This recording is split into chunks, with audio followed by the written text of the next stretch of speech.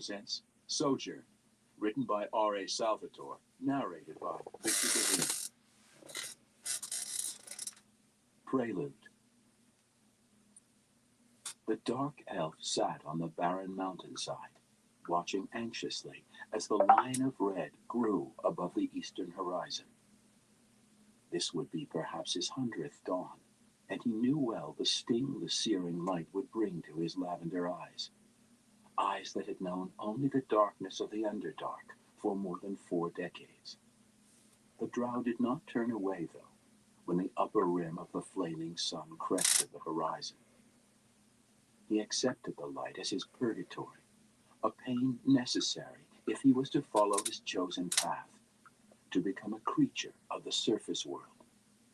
Gray smoke wafted up before the drow's dark-skinned face. He knew what it meant without even looking down. His Puathwi, the magical drow-made cloak that had so many times in the Underdark shielded him from probing enemy eyes, had finally succumbed to the daylight. The magic in the cloak had begun fading 10 days before, and the fabric itself was simply melting away. Wide holes appeared as patches of the garment dissolved, and the drow pulled his arms in tightly to salvage as much as he could. It wouldn't make any difference, he knew. The cloak was doomed to waste away in this world so different from where it had been created. The drow clung to it desperately, somehow viewing it as an analogy to his own fate. The sun climbed higher, and tears rolled out of the drow's squinting lavender eyes. He could not see the smoke anymore, could see nothing beyond the blinding glare of that terrible ball of fire. Still he sat and watched, right through the dawn. To survive, he had to adapt. He pushed his toe painfully down against a jag in the stone, and focused his attention away from his eyes, from the dizziness that threatened to overcome him.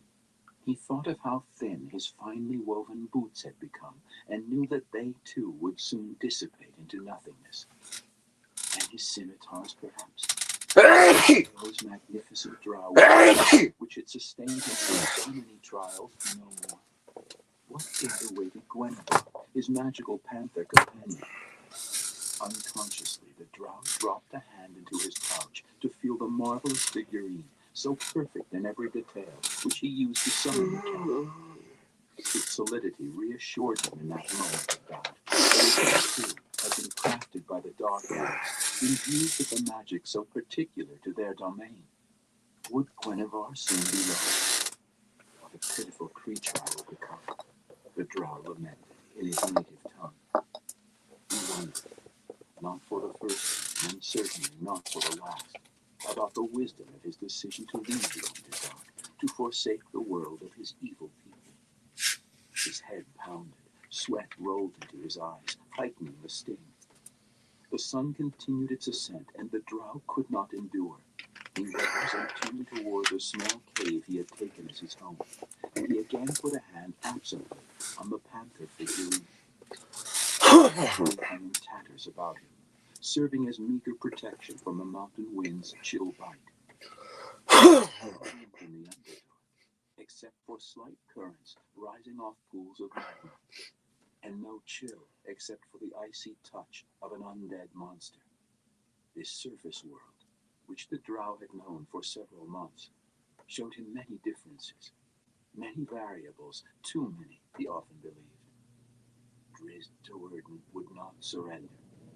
The Underdark was the world of his kin, of his family, and in that darkness he would find no rest. Following the demands of his principles, he had struck out against Lolth, the Spider Queen, the evil deity his people revered above life itself. The Dark Elves, Drizzt's family, would not forgive his blasphemy, and the Underdark had no holes deep enough to escape their long reach. Even if Drizzt believed that the sun would burn him away, as it burned away his boots and his precious Puathwi, even if he became no more than insubstantial gray smoke blowing away in the chill mountain breeze, he would retain his principles and dignity, those elements that made his life worthwhile. Drizzt pulled off his cloak's remains and tossed them down a deep chasm. The chilly wind nipped against his sweat-beaded brow, but the drow walked straight and proud, his jaw firm, and his clear eyes wide open. This was the feeling he preferred. Along the side of a different mountain, not so far away, another creature watched the rising sun. Ugulu too had left his birthplace, the filthy, smoking rifts that marked the plain of Gehenna. But this monster had not come of his own accord. It was Ugulu's fate, his penance, to grow in this world until he attained sufficient strength to return to his home. Ugulu's lot was murder, feeding on the life force of the weak mortals around him. He was close now to attaining his maturity, huge and strong and terrible. Every kill made him stronger. Part 1. Sunrise. It burned at my eyes and pained every part of my body. It destroyed my Puwathlian boots, stole the magic from my armor, and weakened my trusted scimitars. Still, every day, without fail, I was there, sitting upon my perch, my judgment seat, to await the arrival of the sunrise. It came to me each day in a paradoxical way. The sting could not be denied, but neither could I deny the beauty of the spectacle. The colors just before the sun's appearance grabbed my soul in a way that no patterns of heat emanations in the Underdark ever could. At first, I thought my entrancement a result of the strangeness of the scene. But even now, many years later, I feel my heart leap at the sight brightening that heralds the dawn. I know now that my time in the sun, my daily penance, was more than mere desire to adapt to the ways of the surface world. The sun became the symbol of the difference between the Underdark and my new home. The society that I had run away from, a world of secret dealings and treacherous conspiracies, could not exist in the open spaces under the light of day. This sun, for all the anguish it brought me physically, came to represent my denial of that other, darker world. Those rays of revealing light reinforced my principles as surely as they weakened the drow-made magical items. In the sunlight, the Puwathli, the shielding cloak that defeated probing eyes, the garment of thieves and assassins, became no more than a worthless rag of tattered cloth. Drizzt Do'Urden. 1. Poignant Lessons. Drizzt crept past the shielding shrubs and over the flat and bare stone that led to the cave now serving as his home. He knew that something had crossed this way recently, very recently. There were no tracks to be seen, but the scent was strong. Guinevere circled on the rocks up above the hillside cave. Sight of the panther gave the drow a measure of comfort. Drizzt had come to trust Guinevere implicitly, and knew that the cat would flush out any enemies hiding in ambush. Drizzt disappeared into the dark opening, and smiled as he heard the panther come down behind, watching over him. Drizzt paused behind a stone just inside the entrance, letting his eyes adjust to the gloom. The sun was still bright, though it was fast dipping into the western sky, but the cave was much darker, dark enough for Drizzt to let his vision slip into the infrared spectrum. As soon as the adjustment was completed, Drizzt located the intruder. The clear glow of a heat source, a living creature, emanated from behind another rock deeper in the one-chambered cave. Drizzt relaxed considerably. Guinevere was only a few steps away now, and considering the size of the rock, the intruder could not be a large beast. Still, Drizzt had been raised in the Underdark, where every living creature, regardless of its size, was respected and considered dangerous. He signaled for Guinevere to remain in position near the exit and crept around to get a better angle on the intruder. Drizzt had never seen such an animal before. It appeared almost cat-like, but its head was much smaller and more sharply pointed. The whole of it could not have weighed more than a few pounds. This fact, and the creature's bushy tail and thick fur, indicated that it was more a forager than a predator. It rummaged now through a pack of food, apparently oblivious to the drow's presence. "Take ease, Guinevere," Drizzt called softly, slipping his scimitars into their sheaths. He took a step toward the intruder for a better look, though he kept a cautious distance so as not to startle, thinking that he might have found another companion. If he could only gain the animal's trust. The small animal turned abruptly at Drizzt's call, its short front legs against the wall. "Take ease," Drizzt said quietly, this time to the intruder. "I'll not harm you." Drizzt took another step in, and the creature hissed and spun about, its small hind feet stamping down on the stone floor. Drizzt nearly laughed aloud, thinking that the creature meant to push itself straight through the cave's back wall. Guinevere bounded over them, and the panther's immediate distress stole the mirth from the drow's face. The animal's tail came up high. Drizzt noticed in the faint light that the beast had distinctive stripes running down its back. Guinevere turned to flee, but it was too late. About an hour later, Drizzt and Guinevere walked along the lower trails of the mountain in search of a new home. They had salvaged what they could, though that wasn't very much. Guinevere kept a good distance to the side of Drizzt. Proximity made the stench worse. Drizzt took it all in stride, though the stench of his own body made the lesson a bit more poignant than he would have liked. He didn't know the little animal's name, of course, but he had marked its appearance keenly. He would know better the next time he encountered a skunk. "What of my other companions in this strange world?" Drizzt whispered to himself. It was not the first time the drow had voiced such concerns. He knew very little of the surface, and even less of the creatures that lived here. His months had been spent in and about the cave, with only occasional forays down to the lower, more populated regions.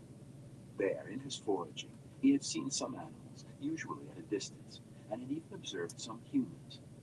He had not yet found the courage to come out of hiding, though, to greet his neighbors, fearing potential rejection and knowing that he had nowhere left to run.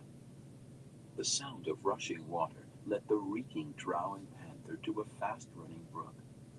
Drizzt immediately found some protective shade and began stripping away his armor and clothing, while Guinevere moved downstream to do some fishing. The sound of a panther fumbling around in the water brought a smile to the drow's severe features. They would eat well this night. Drizzt gingerly flipped the clasp of his belt and laid his crafted weapons beside his mesh chainmail. Truly, he felt vulnerable without the armor and weapons. He never would have put them so far from his reach in the Underdark, but many months had passed since Drizzt had found any need for them. He looked to his scimitars and was flooded by the bittersweet memories of the last time he had put them to use. He had battled Zaknafein then, his father and mentor and dearest friend. Only Drizzt had survived the encounter. The legendary weapon master was gone now, but the triumph in that fight belonged as much to Zak as it did to Drizzt, for it was not really Zaknafein who had come after Drizzt on the bridges of an acid-filled cavern. Rather, it was Zaknafein's wraith, under the control of Drizzt's evil mother, Matron Malice. She had sought revenge upon her son for his denouncement of Lolth and of the chaotic drow society in general.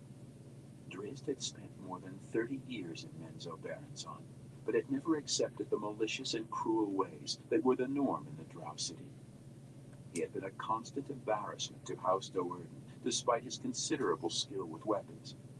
When he ran from the city to live a life of exile in the wilds of the Underdark, he had placed his high priestess mother out of Lolth's favor. Thus, Matron Malice Do'Urden had raised the spirit of Zaknafein, the weapon master she had sacrificed to Lolth, and sent the undead thing after her son. Malice had miscalculated, though, for there remained enough of Zak's soul within the body to deny the attack on Drizzt. In the instant that Zak managed to wrest control from Malice, he had cried out in triumph and leaped into the lake of acid. "My father," Drizzt whispered, drawing strength from the simple words. He had succeeded where Zaknafein had failed. He had forsaken the evil ways of the drow, where Zak had been trapped for centuries, acting as a pawn in Matron Malice's power games. From Zaknafein's failure and ultimate demise, young Drizzt had found strength. From Zack's victory in the acid cavern, Drizzt had found determination. Drizzt had ignored the web of lies his former teachers at the academy in Menzoberranzan had tried to spin, and he had come to the surface to begin a new life. Drizzt shuddered as he stepped into the icy stream. In the Underdark, he had known fairly constant temperatures and unvarying darkness. Here, though, the world surprised him at every turn. Already he had noticed that the periods of daylight and darkness were not constant. The sun set earlier every day, and the temperature, changing from hour to hour it seemed, had steadily dipped during the last few 10 days. Even within those periods of light and dark loomed inconsistencies. Some nights were visited by a silver glowing orb, and some days held a pall of gray instead of a dome of shining blue. In spite of it all, Drizzt most often felt comfortable with his decision to come to this unknown world. Looking at his weapons and armor now, lying in the shadows a dozen feet from where he bathed, Drizzt had to admit that the surface, for all of its strangeness, offered more peace than anywhere in the Underdark ever could. Drizzt was in the wilds now, despite his calm. He had spent 4 months on the surface and was still alone, except when he was able to summon his magical feline companion. Now stripped bare except for his ragged pants, with his eyes stinging from the skunk spray, his sense of smell lost within the cloud of his own pungent aroma, and his keen sense of hearing dulled by the din of rushing water. The drow was indeed vulnerable. What a mess I must appear, Drizzt mused, roughly running his slender fingers through the mat of his thick white hair. When he glanced back to his equipment, though, the thought was washed quickly from Drizzt's mind. 5 hulking forms straddled his belongings and undoubtedly cared little for the dark elf's ragged appearance. Drizzt considered the grayish skin and dark muzzles of the dog-faced, 7-foot-tall humanoids, but more particularly, he watched the spears and swords that they now leveled his way. He knew this type of monster, for he had seen similar creatures serving as slaves back in Menzoberranzan. In this situation, however, the gnolls appeared much different, more ominous than Drizzt remembered them. He briefly considered a rush to his scimitars, but dismissed the notion, knowing that a spear would skewer him before he ever got close. The largest of the gnoll band, an 8-foot giant with striking red hair, looked at Drizzt for a long moment, eyed the drow's equipment, then looked back to him. "What are you thinking?" Drizzt muttered under his breath. Drizzt really knew very little about gnolls. At Menzoberranzan's academy, he had been taught that gnolls were of a goblinoid race, evil, unpredictable, and quite dangerous. He had been told that of the surface elves and humans as well, though, and he now realized of nearly every race that was not drow. Drizzt almost laughed aloud despite his predicament. Ironically, the race that most deserved that mantle of evil unpredictability was the drow themselves. The gnolls made no other moves and uttered no commands. Drizzt understood their hesitancy at the sight of a dark elf, and he knew that he must seize that natural fear if he was to have any chance at all. Calling upon the innate abilities of his magical heritage, Drizzt waved his dark hand and outlined all 5 gnolls in harmless, purple-glowing flames. One of the beasts dropped immediately to the ground, as Drizzt had hoped, but the others halted at a signal from their more experienced leader's outstretched hand. They looked around nervously, apparently wondering about the wisdom of continuing this meeting. The gnoll chieftain, though, had seen harmless fairy fire before, in a fight with an unfortunate, now deceased, ranger, and knew it for what it was. Drizzt tensed in anticipation and tried to determine. The gnoll chieftain glanced around at its companions, as if studying how fully they were limned by the dancing fires. Judging by the completeness of the spell, this was no ordinary drow peasant standing in the stream, or so Drizzt hoped the chieftain was thinking. Drizzt relaxed a bit as the leader dipped its spear and signaled for the others to do likewise.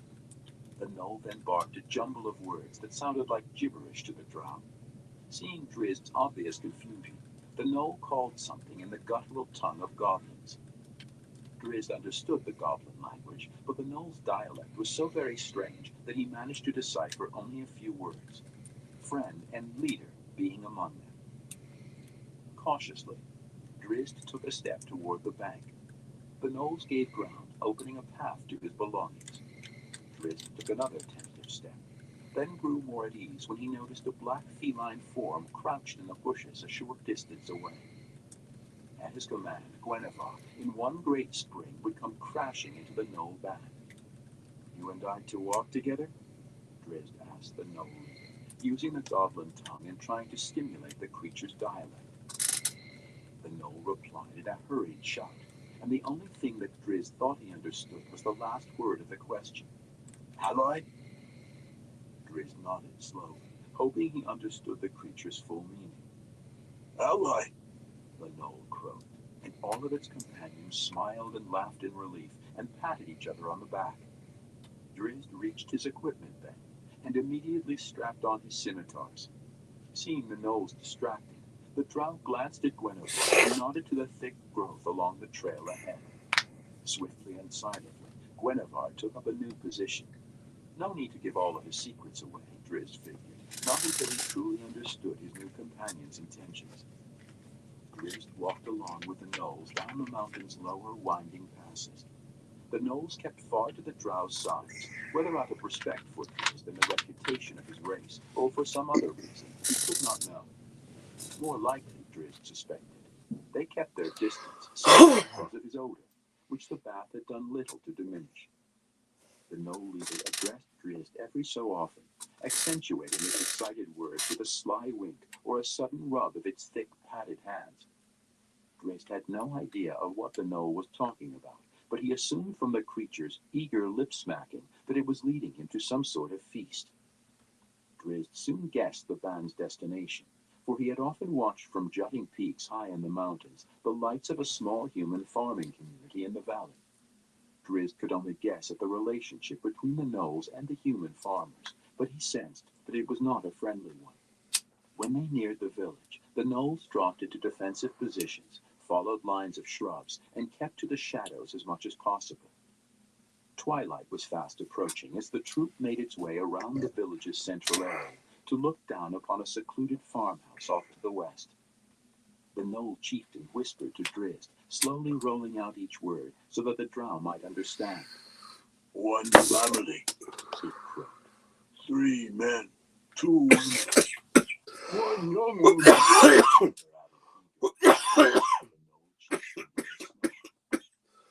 3 young men." Drizzt thought he now understood the journey's purpose, and the surprised and questioning look on his face that prompted the Knoll to confirm it beyond doubt.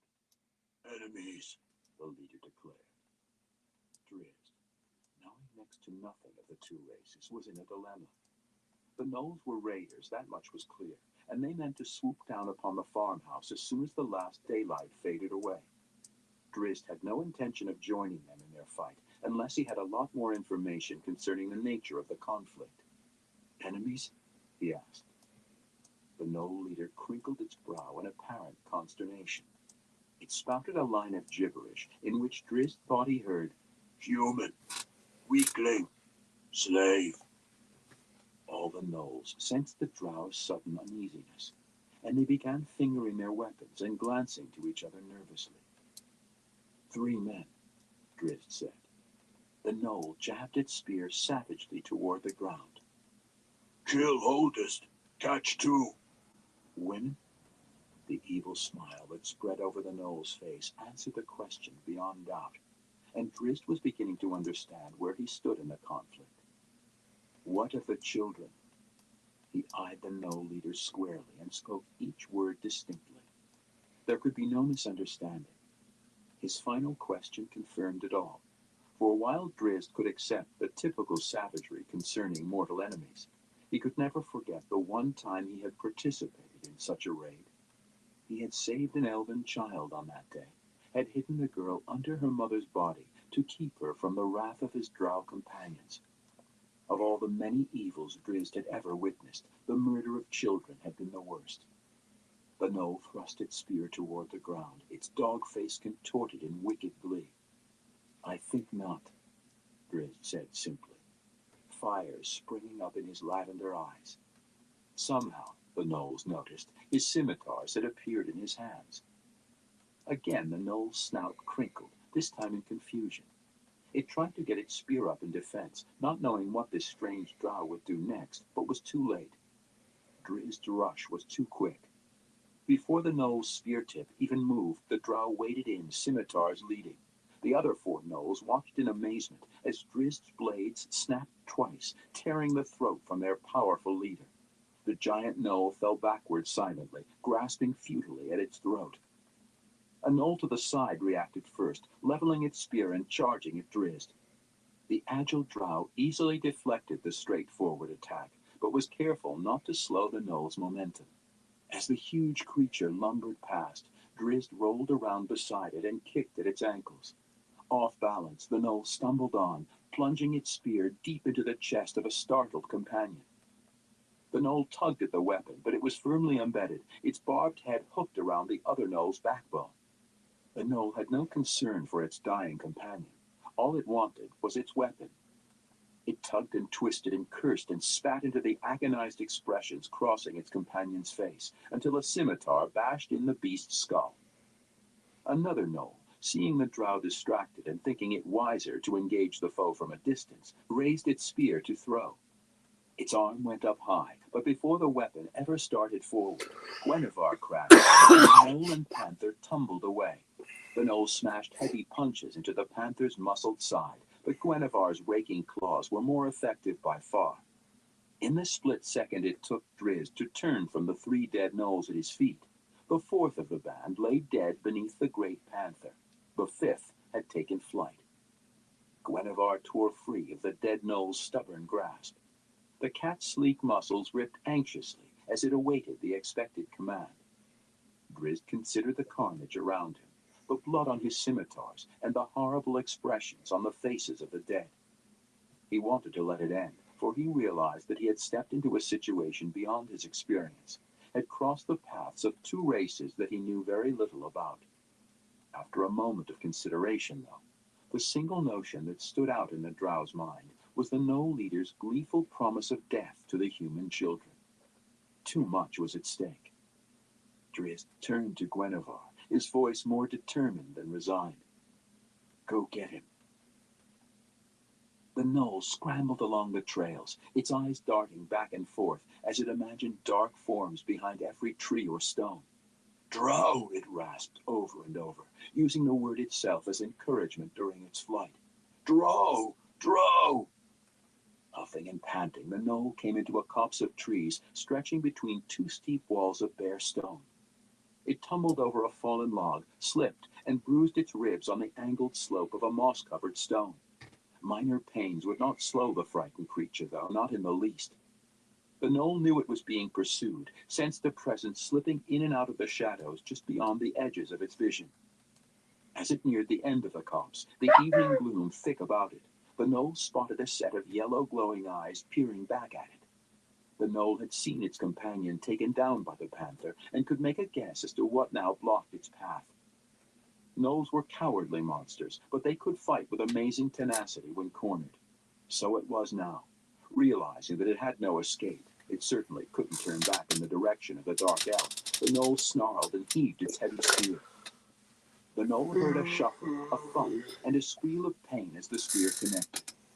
The yellow eyes went away for a moment, then a form scurried off toward a tree.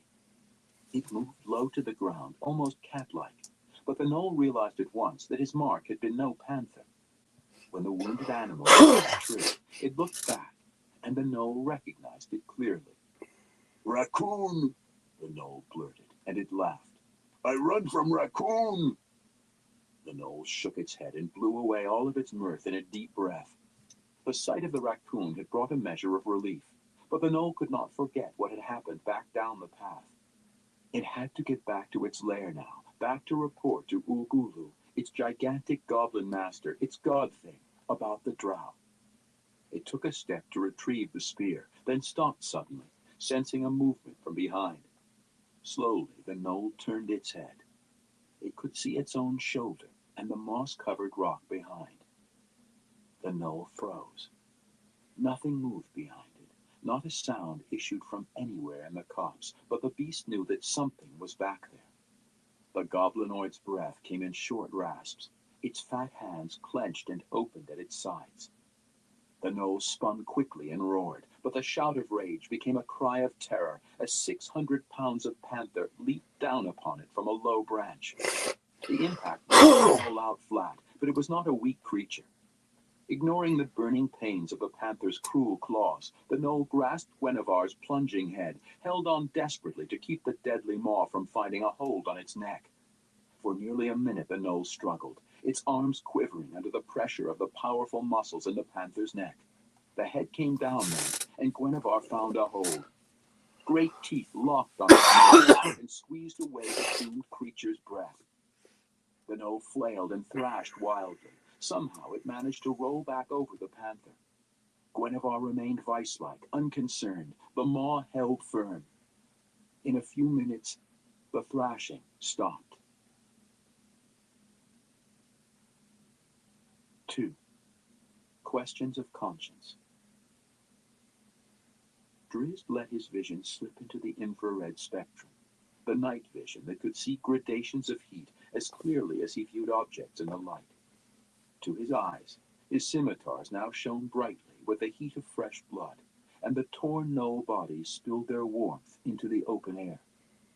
Drizzt tried to look away, tried to observe the trail where Guinevere had gone in pursuit of the fifth knoll, but every time his gaze fell back to the dead knolls and the blood on his weapons. What have I done? Drizzt wondered aloud. Truly, he did not know. The knolls had spoken of slaughtering children, a thought that had evoked rage within Drizzt.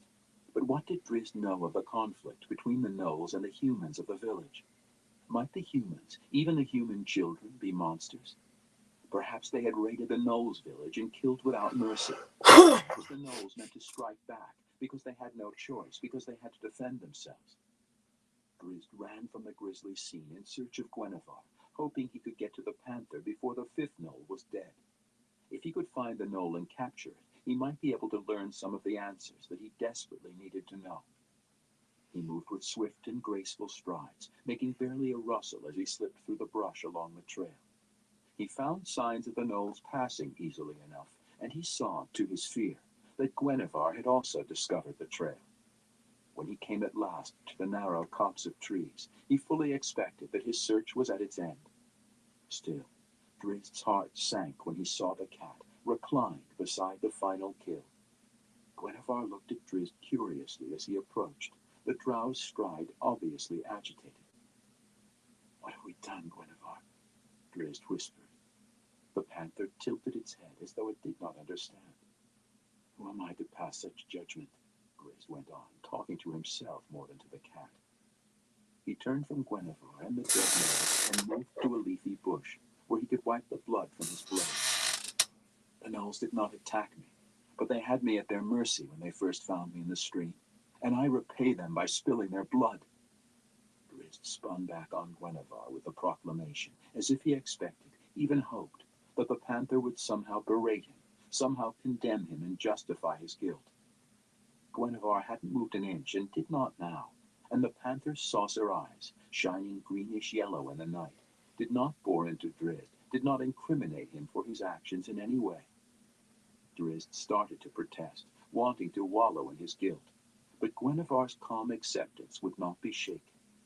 When they had lived out alone in the wilds of Gondor, when Drizzt had lost himself to savage urges that relished killing, Guinevere had sometimes disobeyed him, had even returned to the astral plane once without being dismissed. Now, though, the panther showed no signs of leaving or of disappointment. Guinevere rose to its feet, shook the dirt and twigs from its sleek black coat, and walked over to nuzzle against Drizzt. Gradually, Drizzt relaxed. He wiped his scimitars once more, this time on the thick grass, and put them back into their sheaths. Then he dropped a thankful hand onto Guinevere's huge head. Their words marked them as evil, the drow whispered to reassure himself. Their intentions forced my action. His own words lacked conviction, But at that moment, Drizzt had to believe them. He took a deep breath to steady himself and looked inward to find the strength he knew he would need. Realizing then that Guinevere had been at his side for a long time and needed to return to the astral plane to rest, he reached into the small pouch at his side. Before Drizzt ever got the onyx figurine out of his pouch, though, the panther's paw came up and batted it from his grasp. Drizzt looked at Guinevere curiously, and the cat leaned heavily into him, nearly taking him from his feet. "My loyal friend," Drizzt said, realizing that the weary panther meant to stay beside him. He pulled his hand from the pouch and dropped to one knee, locking Guinevere in a great hug. The two of them, side by side, then walked from the copse. Drizzt slept not at all that night, but watched the stars and wondered. Guinevere took his anxiety and stayed close throughout the rise and set of the moon. And when Drizzt moved out to greet the next dawn, Guinevere plodded along, drawn and tired, at his side. They found a rocky crest in the foothills and sat back to watch the coming spectacle. Below them, the last lights faded from the windows of the farming village. The eastern sky turned to pink, then crimson, but Drizzt found himself distracted. His gaze lingered on the farmhouses far below. His mind tried to piece together the routine of this unknown community, and trying to find in that some justification for the previous day's events. The humans were farmers, that much Drizzt knew, and diligent workers too, for many of them were already out tending their fields. While those facts brought promise, however, Drizzt could not begin to make sweeping assumptions as to the human race's overall demeanor. Drizzt came to a decision then, as the daylight stretched wide, illuminating the wooden structures of the town and the wide fields of grain. "I must learn more, Guinevere," he said softly. If we are to remain in this world, we must come to understand others." Drizzt nodded as he considered his own words. It had already been proven, painfully proven, that he could not remain a neutral observer to the goings-on of the surface world. Drizzt was often called to action by his conscience, a force he had no power to deny. Yet with so little knowledge of the races sharing this region, his conscience could easily lead him astray. It could wreak damage against the innocent, thereby defeating the very principles Drizzt meant to champion. Drizzt through the morning light, eyeing the distant village for some hint of an answer. "I will go there," he told the panther. "I will go and watch and learn." Guinevere sat silently through it all. If the panther approved or disapproved, or even understood Drizzt's intent, Drizzt could not tell. This time, though, Guinevere made no move of protest when Drizzt reached for the onyx figurine. A few moments later, the great panther was running off through the planar tunnel to its astral home, and Drizzt moved along the trails leading to the human village and his answers. He stopped only once, at the body of the lone knoll, to take the creature's cloak. Drizzt winced at his own thievery, but the chill night had reminded him that the loss of his Powafui could prove serious. To this point, Drizzt's knowledge of humans and their society was really limited. Deep in the bowels of the Underdark, the Dark Elves had little communication with, or interest in, those of the surface world. The one time in Menzoberranzan that Drizzt had heard anything of humans at all was during his tenure in the Academy, the 6 months he had spent in Sorcerre, the School of Wizards. The Drow Masters had warned the students against using magic like a human would, implying a dangerous recklessness generally associated with the shorter-lived race. "Human wizards," the Masters had said, "have no fewer ambitions than Drow wizards. But while a Drow may take 5 centuries accomplishing those goals, a human has only a few short decades." Drizzt had carried the implications of that statement with him for a score of years, particularly over the last few months, when he had looked down upon the human village almost daily. If all humans, not just wizards, were as ambitious as so many of the Drow, fanatics who might spend the better part of a millennium accomplishing their goals, would they be consumed by a single-mindedness that bordered on hysteria? Or perhaps, Drizzt hoped, the stories he had heard of humans at the Academy were just more of the typical lies that bound his society in a web of intrigue and paranoia. Perhaps humans set their goals at more reasonable levels and found enjoyment and satisfaction in the small pleasures of the short days of their existence. Drizzt had met a human only once during his travels through the Underdark. That man, a wizard, had behaved irrationally, unpredictably, and ultimately dangerously. The wizard had transformed Drizzt's friend from a patch, a harmless little humanoid creature, into a horrible monster. When Drizzt and his companions went to set things aright at the wizard's tower, they were greeted by a roaring blast of lightning. In the end, the human was killed, and Drizzt's friend, Clacker, had been left to his torment. Drizzt had been left with a bitter emptiness, an example of a man who seemed to confirm the truth of the Drow Master's warnings. So it was with cautious that Drizzt now traveled toward the human settlement, his steps weighted by the growing fear that he had erred in killing the gnolls. Drizzt chose to observe the same secluded farmhouse on the western edge of town that the gnolls had selected for their raid. It was a long and low log structure with a single door and several shuttered windows. An open-sided roofed porch ran the length of the front. Beside it stood a barn, 2 stories high, with wide and high doors that would admit a huge wagon. Fences of various makes and sizes dotted the immediate yard, many holding chickens or pigs, one corralling a goat, and others encircling straight rows of leafy plants that Drizzt did not recognize. The yard was bordered by fields on 3 sides, but the back of the house was near the mountain slope's thick brush and boulders.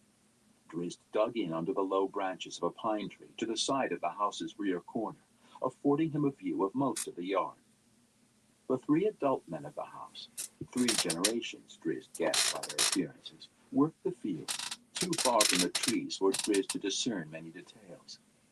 Closer to the house, though, 4 children, a daughter just coming into womanhood, and 3 younger boys quietly went about their chores, tending to the hens and pigs and pulling weeds from a vegetable garden. And with minimum interaction for most of the morning, and Drizzt learned little of their family relationships. When a sturdy woman with the same wheat-colored hair as all 5 children came out on the porch and rang a giant bell, it seemed as if all the souls cooped up within the workers burst beyond control. With hoots and shouts, the 3 boys sprinted for the house, pausing just long enough to toss rotted vegetables at their older sister. At first, Drizzt thought the bombing a prelude to a more serious conflict, but when the young woman retaliated in kind, all 4 howled with laughter, and he recognized the game for what it was. A moment later, the youngest of the men in the field, probably an older brother, charged into the yard, shouting and waving an iron hoe. The young woman cried encouragement to this new ally, and the 3 boys broke for the porch. The man was quicker, though, and he scooped up the trailing imp in one strong arm and promptly dropped him into the pig trough. And all the while, the woman with the bell shook her head fiercely and issued an unending stream of exasperated grumbling. An older woman, gray-haired and stick-thin, came out to stand next to her, waving a wooden spoon ominously. Apparently satisfied, the young man draped one arm over the young woman's shoulders, and they followed the first 2 boys into the house. The remaining youngster pulled himself from the murky water and moved to follow, but the wooden spoon kept him at bay. Drizzt couldn't understand a word of what they were saying, of course, but he figured that the woman would not let the little one into the house until he had dried off. The rambunctious youngster mumbled something at the spoon wielder's back as she turned to enter the house, but his timing was not so great. The other 2 men, one sporting a thick gray beard and the other clean-shaven, came in from the field and sneaked up behind the boy as he grumbled. Up into the air the boy went again and landed with a splash back in the trough. Congratulating themselves heartily, the men went into the house to the cheers of all the others. The soaking boy merely groaned again and splashed some water into the face of a sow that had come over to investigate. Drizzt watched it all with growing wonderment. He had seen nothing conclusive, but the family's playful manner and the resigned acceptance of even the loser of the game gave him encouragement. Drizzt sensed a common spirit in this group, with all members working toward a common goal. If this single farm proved a reflection of the whole village, then the place surely resembled Blingdenstone, a communal city of the deep gnomes, far more than it resembled Menzoberranzan.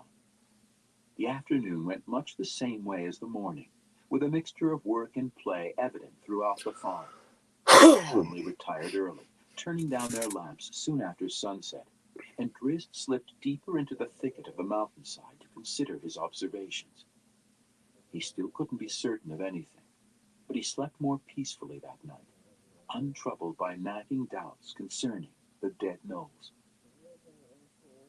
For 3 days the drow crouched in the shadows behind the farm, watching the family at work and at play.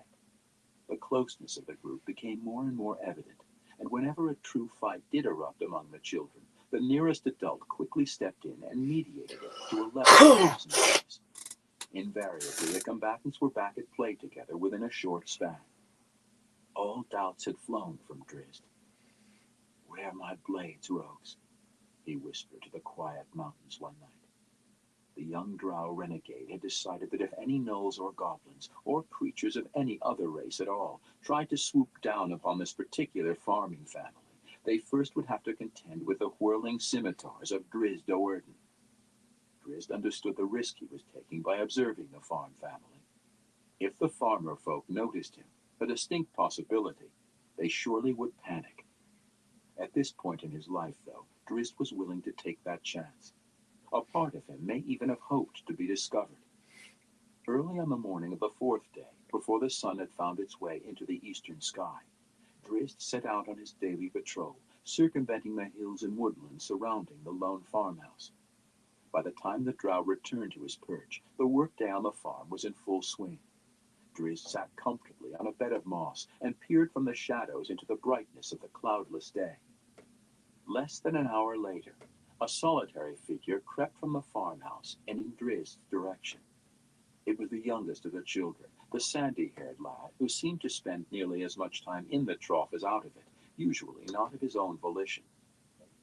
Drizzt rolled around the trunk of a nearby tree, uncertain of the lad's intent. He soon realized that the youngster hadn't seen him, for the boy gave a snort over his shoulder back toward the farmhouse and headed off into the hilly woodland, whistling all the while. Drizzt understood then that the lad was avoiding his chores, and Drizzt almost applauded the boy's carefree attitude. In spite of that, though, Drizzt wasn't convinced of the small child's wisdom in wandering away from home in such dangerous terrain. The boy couldn't have been more than 10 years old. He looked thin and delicate, with innocent blue eyes peering out from under his amber locks. Drizzt waited a few moments to let the boy get a lead and to see if he could follow him. Then he took up the trail, letting the whistling guide him. The boy moved unerringly away from the farmhouse, up into the mountains, and Drizzt moved behind him by 100 paces or so, determined to keep the boy out of danger. In the dark tunnels of the Underdark, Drizzt could have crept right up behind the boy, or behind a goblin or practically anything else, and patted him on the rump before being discovered. But after only a half hour or so of this pursuit, the movements and erratic speed changes along the trail, coupled with the fact that the whistling had ceased, told Drizzt that the boy knew he was being followed. Wondering if the boy had sensed a third party, Drizzt summoned Gwenevere and sent the panther off on a flanking maneuver. Drizzt started ahead again at a cautious pace. A moment later, when the child's voice cried out in distress, the drow drew his scimitars and threw out all caution. Drizzt couldn't understand any of the boy's words, but the desperate tone rang clearly enough. "Gwenevere," the drow called, trying to bring the distant panther back to his side. Drizzt couldn't stop and wait for the cat, though, and he charged on. The trail wound up a steep climb, came out of the trees suddenly, and ended on the lip of a wide gorge, fully 20 feet across. A single log spanned the crevasse, and hanging from it near the other side was the boy. His eyes widened considerably at the sight of the ebony-skinned elf, scimitars in hand. He stammered a few words that Drizzt could not begin to decipher. A wave of guilt flooded through Drizzt at the sight of the imperiled child. The boy had only landed in this predicament because of Drizzt's pursuit. The gorge was only about as deep as it was wide, but the fall ended on jagged rocks and brambles. At first, Drizzt hesitated, caught off guard by the sudden meeting and its inevitable implications. Then the drow quickly put his own problems out of mind. He snapped his scimitars back into their sheaths, and folding his arms across his chest in a drow signal for peace, he put one foot out on the log. The boy had other ideas. As soon as he recovered from the shock of seeing the strange elf, he swung himself to a ledge on the stone bank opposite Drizzt and pushed the log from its perch. Drizzt quickly backed off the log as it tumbled down into the crevasse. The drow understood then that the boy had never been in real danger, but had pretended distress to flush out his pursuer. And, Drizzt presumed, if the pursuer had been one of the boy's family, as the boy no doubt expected, the peril might have deflected any thoughts of punishment. Now Drizzt was the one in the predicament. He had been discovered. He tried to think of a way to communicate with the boy, to explain his presence and stave off panic. The boy didn't wait for any explanations, though. Wide-eyed and terror-stricken, he scaled the bank, via a path he obviously knew well, and darted off into the shrubbery. Drizzt looked around helplessly. "Wait!" he cried in the drow tongue, though he knew the boy would not understand and would not have stopped even if he could. A black feline form rushed out beside the drow and sprang into the air, easily clearing the crevasse. Guenhwyvar padded down softly on the other side and disappeared into the thicket. "Guenhwyvar!" Drizzt cried, trying to halt the panther. Drizzt had no idea how Guenhwyvar would react to the child. To Drizzt's knowledge, the panther had only encountered one human before, the wizard that Drizzt's companions had subsequently killed. Drizzt looked around for some way to follow. He could scale down the side of the gorge, cross at the bottom, and climb back up, but that would take too long.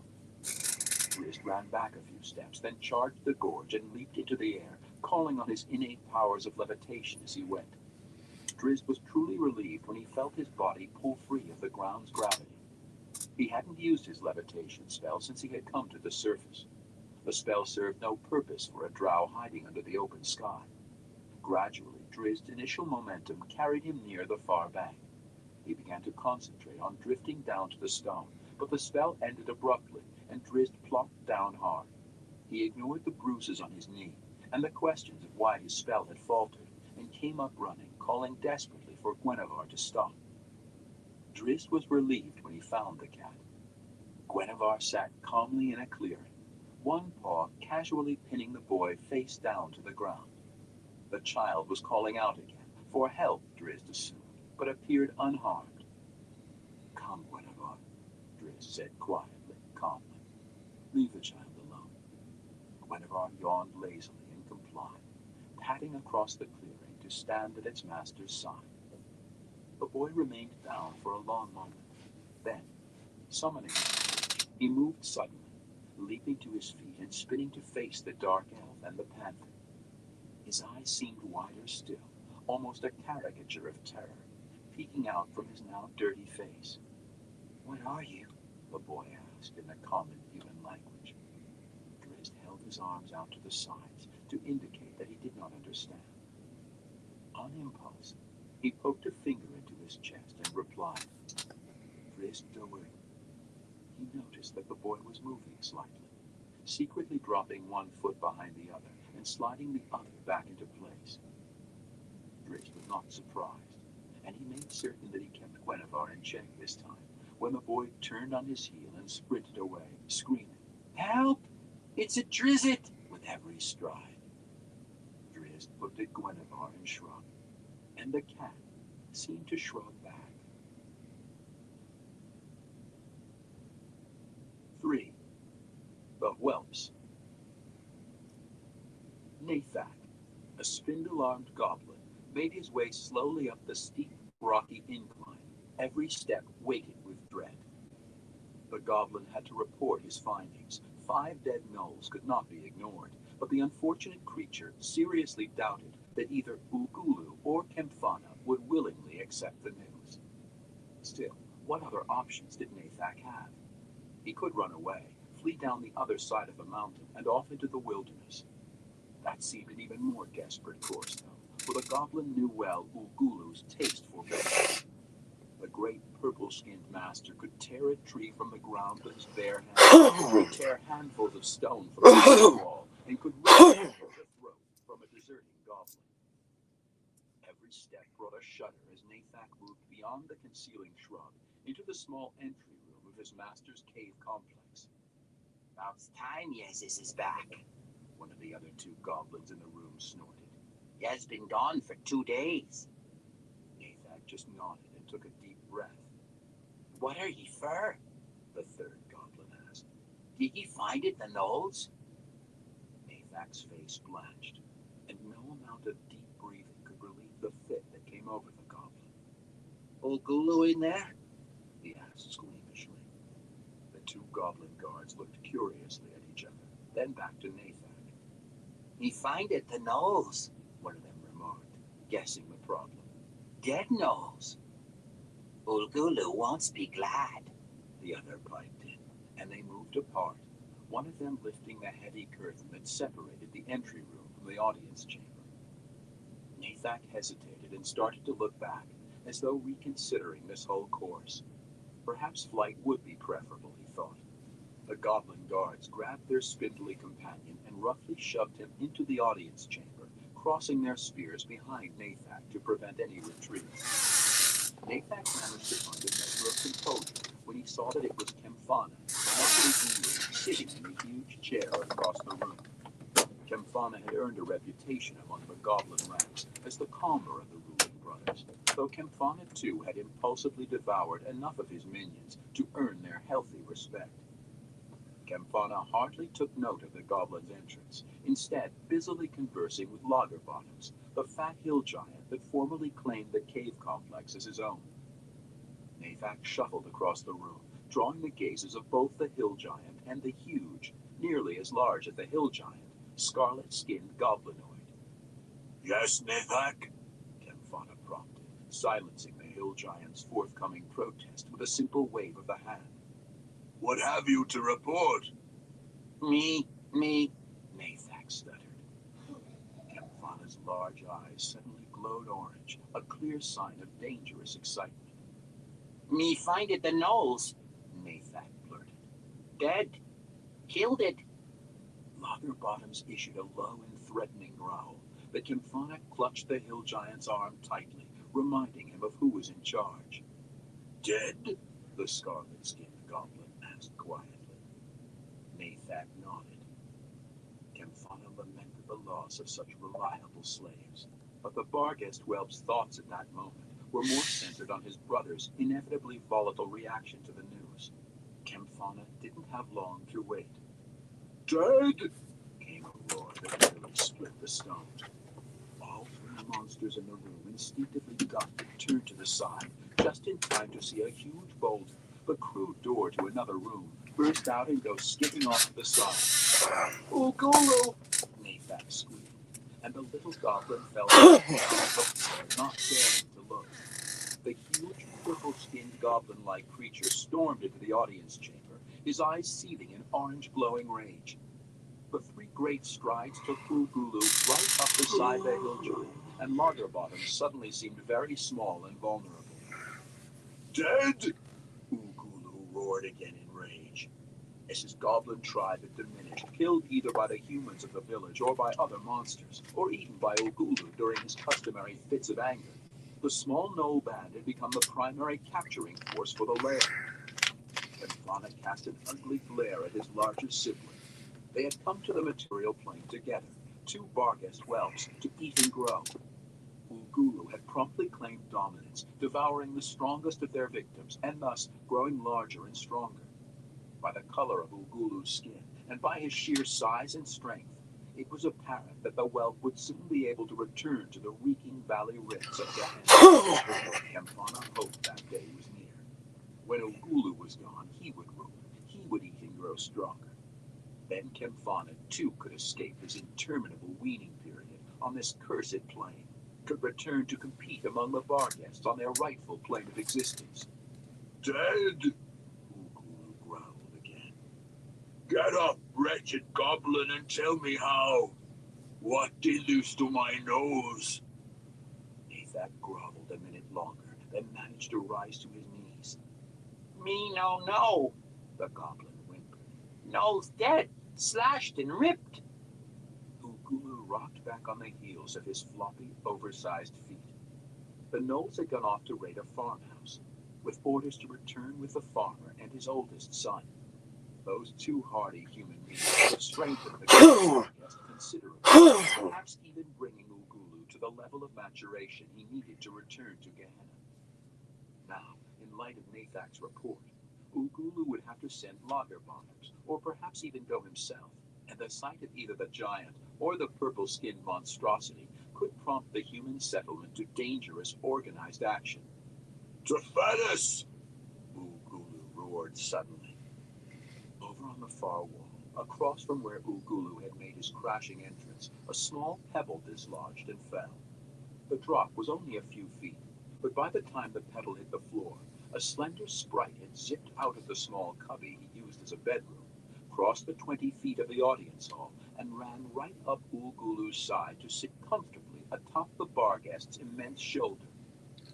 You called for me. Yes, you did, my master. The others hadn't even realized that the 2-foot-tall sprite had entered the room. Camphana turned away, shaking his head in amazement. Ugulu roared with laughter. He so loved to witness the spectacle of Tefenis, his most prized servant. Tefenis was a quickling, a diminutive sprite that moved in a dimension that transcended the normal concept, possessing boundless energy and an agility that would shame the most proficient halfling thief. Quicklings could perform many tasks that no other race could even attempt. Ugulu had befriended Tefenis early in his tenure on the material plane. Tefenis was the only member of the Lair's diverse tenants that the Barghest did not claim rulership over, and that bond had given the young whelp a distinct advantage over his sibling. With Tefenis scouting out potential victims, Ugulu knew exactly which ones to devour and which ones to lead to Camphana, and knew exactly how to win against those adventurers more powerful than he. "Dear Tefenis," Ugulu heard, in an odd sort of grating sound. "Nathak, poor Nathak." The goblin didn't miss the implications of that reference. "Has informed me that my gnolls have met with disaster." And you want me to go and see what happened to them, my master? Tefenis replied. Ugulu took a moment to decipher the nearly unintelligible string of words, then nodded eagerly. Right away, my master. Back soon. Ugulu felt a slight shiver on his shoulder, but by the time he or any of the others realized what Tefenis had said, the heavy drape separating the chamber from the entry room was floating back to its hanging position. One of the goblins poked its head in for just a moment to see if Camphana or Ugulu had summoned it, then returned to its station, thinking the drape's movement a trick of the wind. Ugulu roared in laughter again. Camphana cast him a disgusted glare. Camphana hated the sprite and would have killed it long ago, except that he couldn't ignore the potential benefits, assuming that Tefenis would work for him once Ugulu had returned to Gehenna. Nathak slipped one foot behind the other, meaning to silently enter the room. Ugulu stopped the goblin with a wink. "Your report served me well," the bar guest started. Nathak relaxed, but only for the moment it took Ugulu's great hand to shoot out, catch the goblin by the throat, and lift Nathak from the floor. "But it would have served me better if you had taken the time to find out what happened to my gnolls." Nathak swooned and nearly fainted, but by the time half of his body had been stuffed into Ugulu's eager mouth, the spindle-armed goblin wished he had. Rub the behind, ease the pain. Switch it, brings it back again. Rub the behind, ease the pain. Switch it, brings it back again. Thistledown repeated over and over, a litany to take his concentration from the burning sensation beneath his breeches, a litany that mischievous Liam knew all too well. This time was different, though, with Liam actually admitting to himself, after a while, that he had indeed run out on his chores. "But the Drisset was true," Liam growled defiantly. As if in answer to his statement, the shed's door opened just a crack, and Shauno, the second youngest to Liam, and Eleni, the only sister, slipped in. "Got yourself into it this time," Eleni scolded, in her best big sister voice. "Bad enough you run off when there's work to be done. It's coming to such tales." "It was true," Liam protested, not appreciating Eleni's pseudo-mothering. Liam could get into enough trouble with just his parents scolding him. He didn't need Eleni's ever-sharp hindsight. "Black is Connor's anvil, and with a lion just as black." "Quiet, you both," Shauno warned. "If Dad's to learn that we're out here talking such, he'll whip the lot of us." Drizzt, Eleni huffed doubtfully. True, Liam protested too loudly, bringing a stinging slap from Shauno.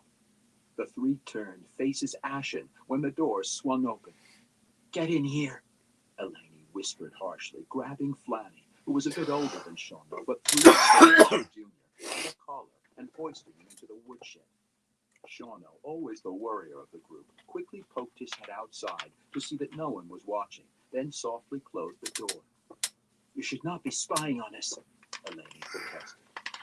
How'd I know you was in here? I just came to tease the little one. He looked at Liam, twisted his mouth, and waved his fingers menacingly.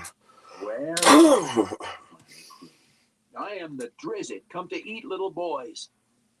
Liam turned away, but Shauno was not so impressed. Aw, shut up, he growled at Flanny, emphasizing his point with a slap on the back of his brother's head. Flanny turned to retaliate, but Eleni stepped between them. Stop it, Eleni cried, so loudly that all 4 Thistledown children slapped a finger over their lips and said, Shh! The Drizzt was true, Liam protested again. I can prove it, if you're not too scared. Liam's 3 siblings eyed him curiously. He was a notorious fibber, they all knew. But what now would be the game? Their father hadn't believed Liam, and that was all that mattered as far as the punishment was concerned. Yet Liam was adamant, and his tone told them all that there was substance behind the proclamation. How can you prove that Drizzt? Flanny asked. We've no chores tomorrow, Liam replied. We'll go blueberry picking in the mountains. Ma and Daddy'd never let us, Eleni put in. They would if we can get Connor to go along, said Liam, referring to their oldest brother. Connor'd not believe you, Eleni argued. But he'd believe you, Liam replied sharply, drawing another communal shh. I don't believe you, Eleni retorted quietly. You're always making things up, always causing trouble and lying to get out of it. Liam crossed his little arms over his head. Put him stream of logic. But you will believe me, Liam growled, if you get Connor to go. Oh, do it, Flanny pleaded to Eleni, though Shauno, thinking of the potential consequences, shook his head. So we go up into the mountains, Eleni said to Liam, prompting him to continue and thus revealing her agreement. Liam smiled widely and dropped to one knee, collecting a pile of sawdust in which to draw a rough map of the area where he had encountered the Drizzt. His plan was a simple one, using Eleni casually picking blueberries as bait. The 4 brothers would follow secretly and watch as she feigned a twisted ankle or some other injury. Distress had brought the Drizzt before. Surely, with a pretty young girl as bait, it would bring the Drizzt again. Eleni balked at the idea, not thrilled at being planted as a worm on a hook. But you don't believe me anyway, Liam quickly pointed out. His inevitable smile, complete with a gaping hole where a tooth had been knocked out, showed that her own stubbornness had cornered her. So I'll do it then, Eleni huffed. And I don't believe in your Drizzt, Liam Thistledown. But if the lion is real and I get chewed, I'll tan you good. With that, Eleni turned and stormed out of the woodshed. Liam and Flanny spit in their hands, then turned daring glares on Shauno until he overcame them. Then the 3 brothers brought their palms together in a triumphant, wet slap. Any disagreements between them always seemed to vanish whenever one of them found a way to bother Eleni. None of them told Connor about their planned hunt for the Drizzt. Rather, Eleni reminded him of the many favors he owed her and promised that she would consider the debt paid in full, but only after Liam had agreed to take on Connor's debt if they didn't find the Drizzt, if Connor would only take her and the boys blueberry picking. Connor grumbled and balked, complaining about some shoeing that needed to be done to one of the mares, but he could never resist his little sister's batting blue eyes and wide, bright smile, and Elena's promise of erasing his considerable debt had sealed his fate. With his parents' blessing, Connor led the Thistledown children up into the mountains, buckets in the children's hands, and a crude sword belted on his hip. Drizzt saw the ruse coming long before the farmer's young daughter moved out alone in the blueberry patch. He saw, too, the 4 Thistledown boys, crouched in the shadows of a nearby grove of maple trees. Connor, somewhat less than expertly, brandished the sword. The youngest had led them here, Drizzt knew. The day before, the drow had witnessed the boy being pulled out into the woodshed. Cries of "Drizzt" had issued forth after every switch, at least at the beginning. Now the stubborn lad wanted to prove his outrageous story. The blueberry picker jerked suddenly, then fell to the ground and cried out. Drizzt recognized "Help!" as the same distress call the sandy-haired boy had used, and a smile widened across his dark face. By the ridiculous way the girl had fallen, Drizzt saw the game for what it was. The girl was not injured now. She was simply calling out for the Drizzt. With an incredulous shake of his thick white mane, Drizzt started away, but an impulse grabbed at him. He looked back to the blueberry patch, where the girl sat rubbing her ankle, all the while glancing nervously around or back toward her concealed brothers. Something pulled at Drizzt's heartstrings at that moment, an urge he could not resist. How long had he been alone, wandering without companionship? He longed for Belwar at that moment, the Zwerfnefer who had accompanied him through many trials in the wilds of the Underdark. He longed for Zaknafein, his father and friend. Seeing the interplay between the caring siblings was more than Drizzt Do'Urden could bear. The time had come for Drizzt to meet his neighbors. He pulled the hood of his oversized gnoll cloak up over his head, though the ragged garment did little to hide the truth of his heritage, and bounded across the field. He hoped that if he could at least deflect the girl's initial reaction to seeing him, he might find some way to communicate with her. The hopes were far-fetched at best. "The Drizzt!" Eleni gasped under her breath when she saw him coming. She wanted to cry out loud, but found no breath. She wanted to run, but her terror held her firmly. From the copse of trees, Liam spoke for her. "The Drizzt!" the boy cried. "I told you so! I told you so!"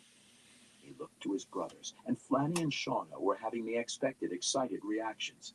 Connor's face, though, was locked into a look of dread so profound that one glance at it stole the joy from Liam.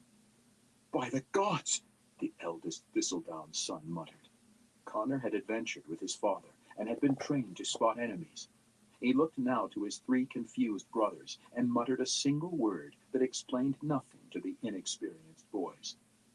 "Drow!"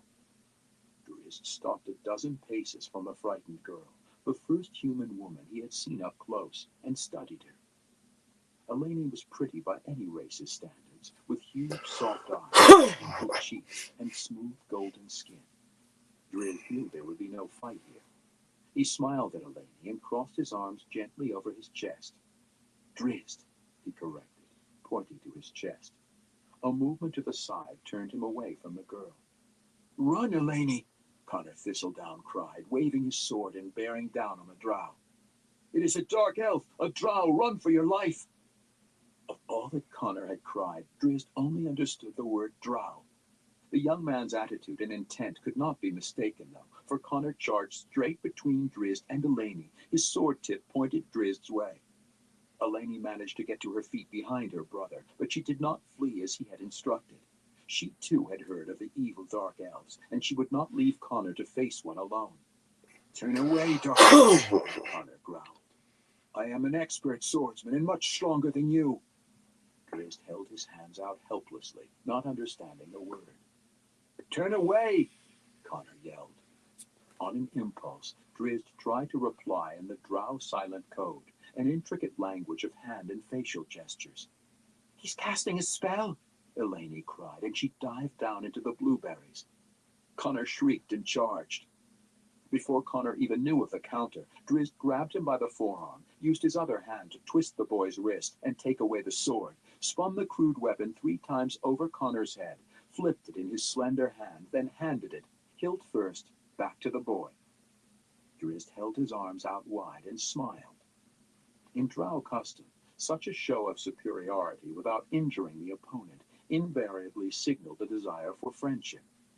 To the oldest son of farmer Bartholomew Thistledown, the drow's blinding display brought only awe-inspired terror. Connor stood, mouth agape, for a long moment. His sword fell from his hand, but he didn't notice. His pants, soiled, clung to his thighs, but he didn't notice. A scream erupted from somewhere within Connor. He grabbed Delaney, who joined in his scream, and they fled back to the grove to collect the others, then farther, running until they crossed the threshold of their own home. The smile fast faded, standing all alone in the blueberry patch. A set of distant had watched the exchange in the blueberry patch with more than a casual interest. The unexpected appearance of a dark elf, particularly one wearing a gnoll cloak, had answered many questions for Tephanis. The quickling sleuth had already examined the gnoll corpses, but simply could not reconcile the gnoll's fatal wounds with the crude weapons usually wielded by the simple village farmers. Seeing the magnificent twin scimitars so casually belted on the dark elf's hips, and the ease with which the dark elf had dispatched the farm boy, Tephanis knew the truth. The dust trail left by the quickling would have confused the best rangers in the realms. Tephanis, never a straightforward sprite, zipped up the mountain trails, spinning circles around some trees, running up and down the sides of others, and generally doubling, even tripling his route. Distance never bothered Tephanis. He stood before the purple-skinned Barghest whelp even before Drizzt, considering the patience of the disastrous man, had left the blueberry patch. 4. Worries. Farmer Bartholomew Thistledown's perspective changed considerably when Connor, his eldest son, renamed Liam's Drizzt, a dark elf.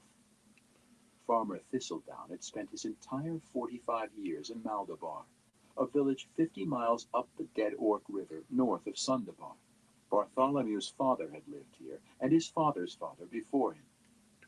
In all that time, the only news any farmer Thistledown had ever heard of dark elves was the tale of a suspected drow raid on a settlement of wild elves 100 miles to the north, in Coldwood. That raid, if it was even perpetrated by the drow, had occurred more than a decade before. Lack of personal experience with the drow race did not diminish Farmer Thistledown's fears at hearing his children's tale of the encounter in the blueberry patch. Connor and Elaine, two trusted sources old enough to keep their wits about them in a time of crisis, had viewed the elf up close, and they held no doubts about the color of his skin. "The only thing I can't rightly figure," Bartholomew told Benson Delmo,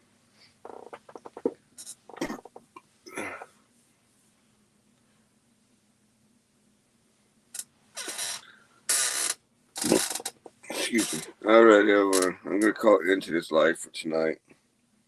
I want to thank everyone for stopping by, and everyone continues to stop by. Definitely appreciate all y'all's support. Till next time, everyone. Y'all stay safe.